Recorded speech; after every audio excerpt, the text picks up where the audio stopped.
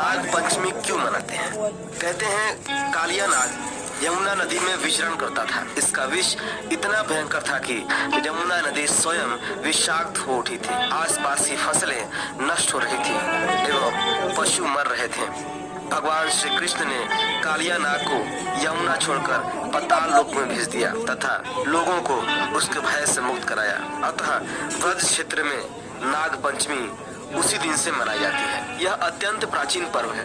वाराह पुराण के अनुसार इसी दिन ब्रह्मा जी ने शेष नाग को पृथ्वी धारण करने की अनुपम सेवा सौंपी थी। भारत का नागों से एक अनूठा संबंध रहा है। नागों का मूल स्थान पाताल लोक प्रसिद्ध है। पुराणों में नागलोक की राजधानी भोगपुरी बताई गई है। गरुड़ पुराण, भविष्य पुराण, चरक संहिता, सुश्रुत संहिता, भाव प्रकाश आदि ग्रंथों में नाग संबंधी विविध विषयों का उल्लेख मिलता है। पुराणों में यक्ष, किन्नर और गंधर्वों के वर्णन के साथ साथ नागों का भी वर्णन मिलता है। भगवान विष्णु की शैया शेष नाग है। भगवान शिव के गले की माला भी वर्षकार नाग है तो गणेश के अलंकरण भी नाग ही है। पुराणों में सूर्य के रथ में 12 नागों का उल्लेख मिलता है जो क्रमशः प्रत्येक महीने में उनके रथ के वाहक बनते हैं। इस प्रकार नाग भारतीय संस्कृति में देव रूप में स्वीकार किए गए हैं।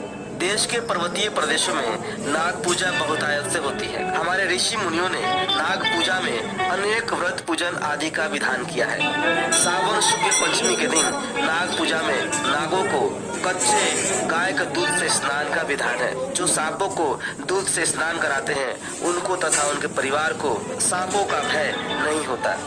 परंपरा अनुसार स्त्रियां अपने घरों में सर्प के चित्र काले चूरे गोबर एवं दूध से बनाती हैं। दूध, घी, जल एवं धान सर्प देवता को अर्पित किया जाता है।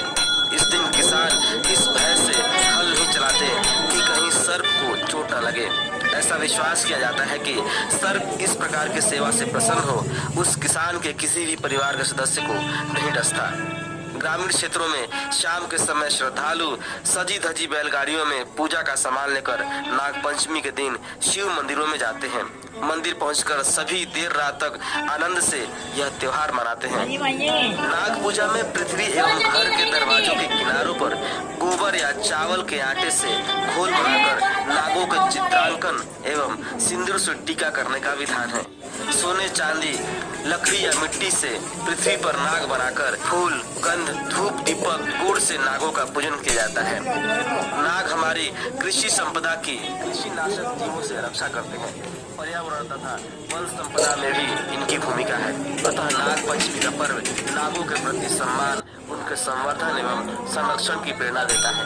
उल्लेखनीय है कि सांप अकारण नहीं डसते, वे तभी डसते हैं जब उन्हें हमसे खतरा महसूस होता है या नुकसान का भय होता है या वे भूखे होते हैं। मेरा नाम सूर्य प्रकाश खजूरिया।